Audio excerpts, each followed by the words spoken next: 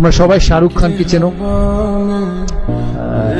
একদিন আমরা আমার যখন আইপিএল এর প্রথম সিজন, আমরা নাইট রাইডার্স ড্রেসিং রুমে বসে আছি, বৃষ্টি পড়ছে বাইরে, রয়্যাল চ্যালেঞ্জার্স ব্যাঙ্গালোরের সাথে খেলা। তা খুব বৃষ্টি পড়ে আমরা বসে বসে গল্প করছি। আমাদের টিমে তখন শোয়েব আখতার ছিল পাকিস্তানে। আর শোয়েব আখতার যখনই শাহরুখ খানকে দেখতো, দেখে ওর চোখ মুখ দেখে মনে হতো যেন ভগবানকে দেখছে। আমি অনেকবার জিজ্ঞেস করি যে তুমি কি দেখো ওর মধ্যে, what you see in Shahrukh Khan that you are absolutely mesmerised.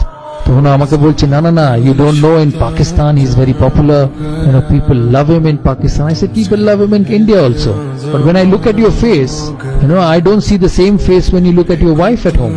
তখন ওই আমাদের সাথে শাহরুখ খান ওখানে বসে গল্প করছে, আমাকে বলছে যে বিভিন্ন কথা। আস্তে আস্তে আমরা ওকে বলছিলাম যে দেখো আমরা টিম স্পোর্ট খেলি, your life is a lot better, কারণ তুমি একটা মানুষ, তোমার লাইফ কেউ ইনফ্লুয়েন্স করতে পারে না।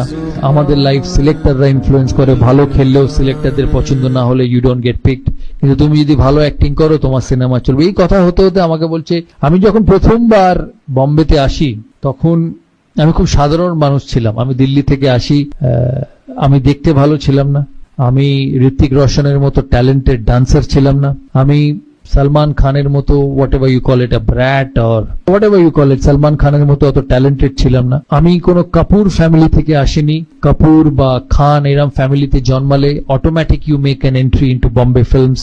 আমার তাই ছিল না, আমার এখানে থাকার জায়গা ছিল না। আমি আমার এক বন্ধুর 1 বেডরুম ফ্ল্যাটে থাকতাম।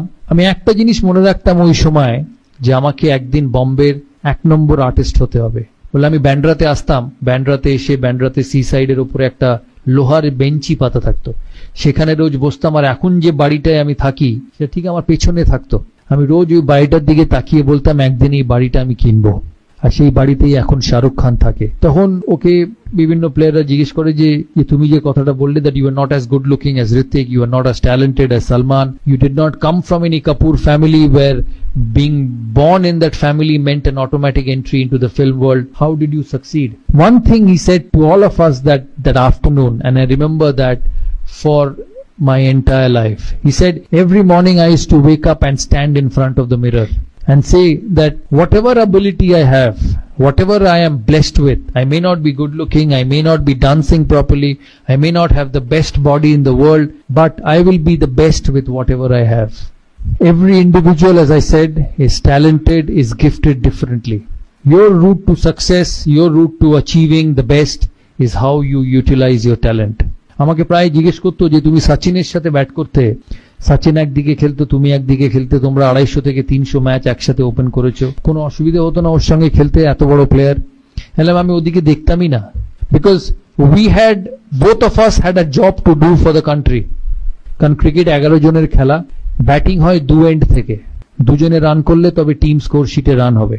All I did was I utilized my ability to bat to the best and score runs for the team.